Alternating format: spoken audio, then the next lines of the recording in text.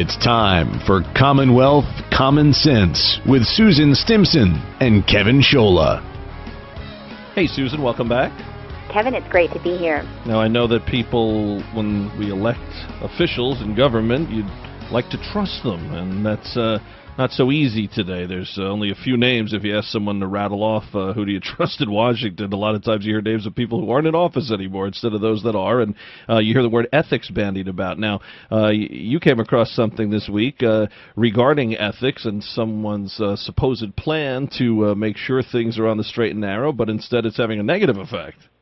That's right, and I would say particularly here in Virginia, it's something that we're somewhat sensitive to. We've had our own issue that we're dealing with as far as the issue with Governor McDonnell and some of the perks of office. And one thing that came out of this General Assembly, the session that they're in right now, was they have told us that they were going to do ethics reform.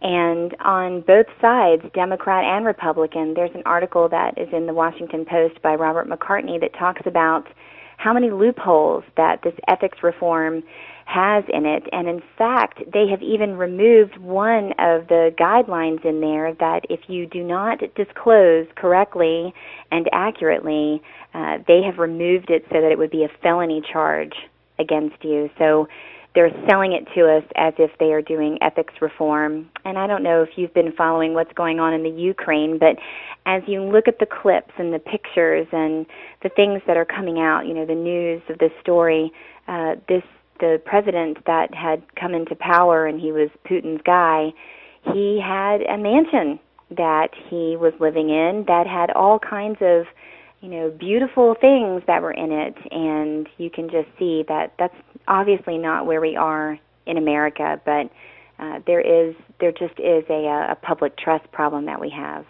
Well, you see it again and again, these guys taking from the till in all levels of office. I know in New Jersey alone this past year you had multiple incumbents who have been sent to jail for ethics violations and things that they've done. And you mentioned, you know, having a mansion or things of that nature, but not only are they getting material things, but this is something that could affect their decision-making, affect their voting, because, as you put it, perks, someone could say, well, we'll do this for you if you do this for us. And unfortunately, that thing for us, quote-unquote, is, you know, a lot of times legislation that's affecting the people. And I do think that part of what is good in Virginia, the disclosure is the part that if you're receiving campaign funds, that you know about it, that the people know who is receiving what donation. So there is sunshine that is in that, but as far as the financial disclosures that are required, and even the code itself, it really is self-policing, and I do believe that there needs to be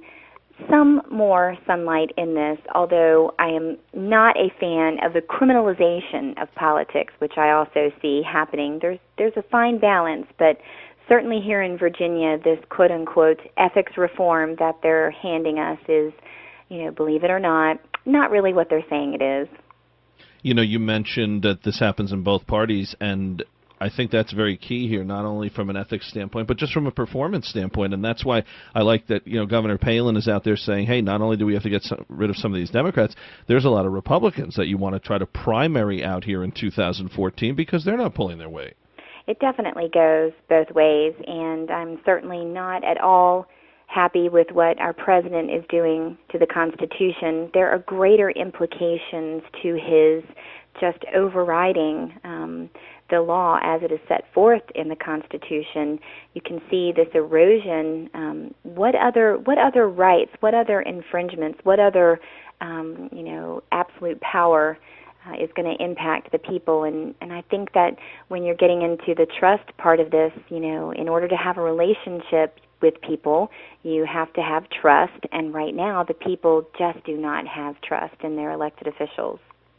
Well, again, this is something we'll have to look at as it moves forward. This is a very important year, and some of the most important decisions are going to be made in primary elections, not in the general. You're going to have a quality candidate to even vote for come November, and that starts now. So certainly looking at it from an ethical standpoint, it's a good idea. Susan, that's a great topic. Appreciate it. Thank you. Thanks, Kevin. Have a good week.